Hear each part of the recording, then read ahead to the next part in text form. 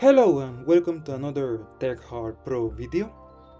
Now this video it will be an unboxing of a new phone, but it's a second-hand phone. But I also bought the same phone.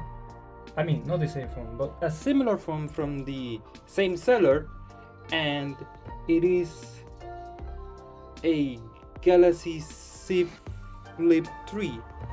You can see the S2102 in the background. Now this Z Flip, it folds like normally, the front screen works fine, and the inside screen just works okay. It's just that it has that little dot in there.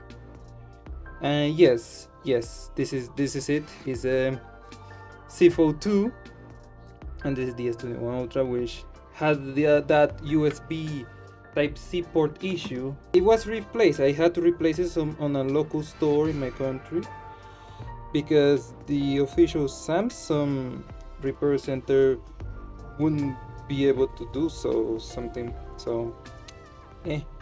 What can you do? Now I'm going to unbox this phone, that is the Fold 2, and see if I could try to fix the hinge problem without opening it, because I have read on some post on the internet that it could be easily fixed by just having the dust blown out from the hinge.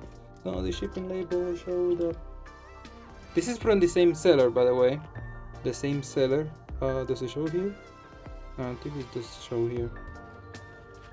Now we got a bunch of bubble wrap to protect the phone, but this one came in closed, which is interesting. Oh man, ooh, it's extremely shiny.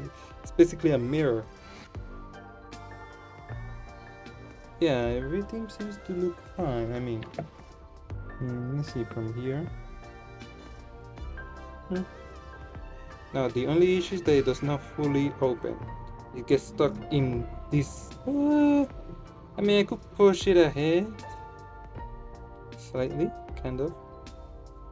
Yeah, but everything else is supposed to be working fine, so let's turn it on. Ooh, wow. Yeah, look at this screen.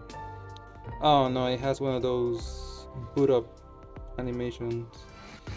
That's so shitty. Now of course it comes with a low battery. It comes pre-set up. Interesting. Yeah, it has the taskbar from the Z Fold 4, that's cool.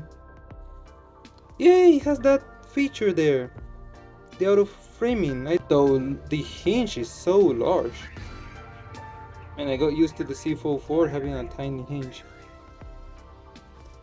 So I'm gonna try and clean it somehow, find a way to have this part clean.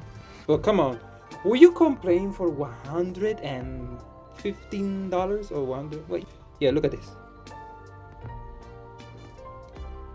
I don't even notice burn in. Burn in is like the first thing that I will spot on a used phone. But like, do you notice anything?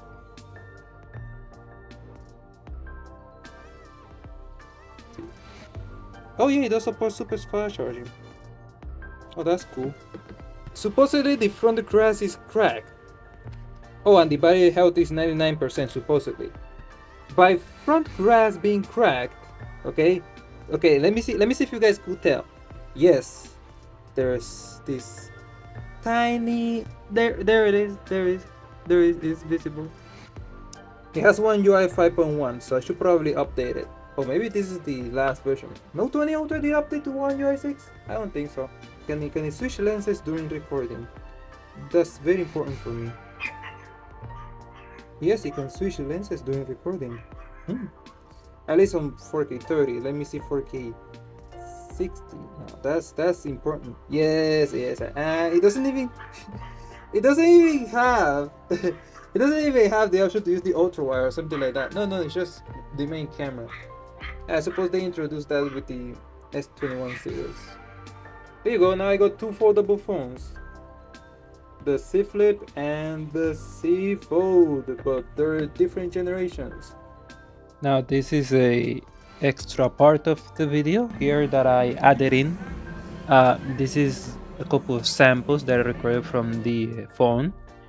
We got two selfies, one that was on the outer and then the inner screen, not from the main camera, but rather like the selfies, take a selfies camera.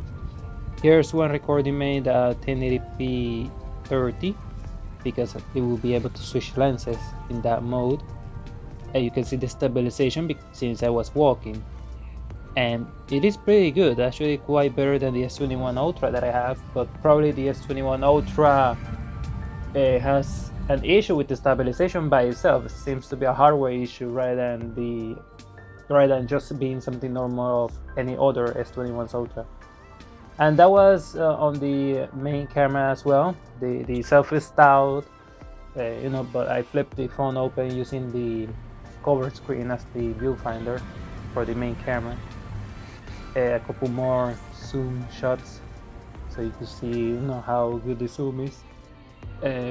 Though the quality of the recordings are actually not that good in my opinion, but it works okay. It's just that I would rather get a Note 20 Ultra for that. But yes, thank you for watching this video, and I'm not going to make a review of it because I said I would do that for the A15, but I've completely didn't bother because I mean, you know what I said on the unboxing video. It's basically like a mid-range phone being dressed as a low-end phone.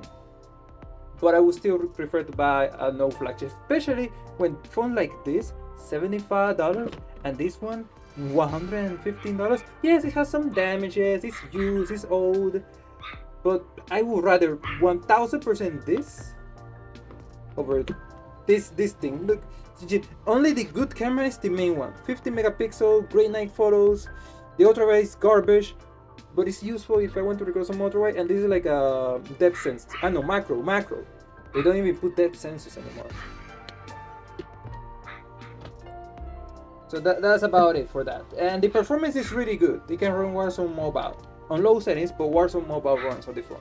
Kinda bad, but it runs.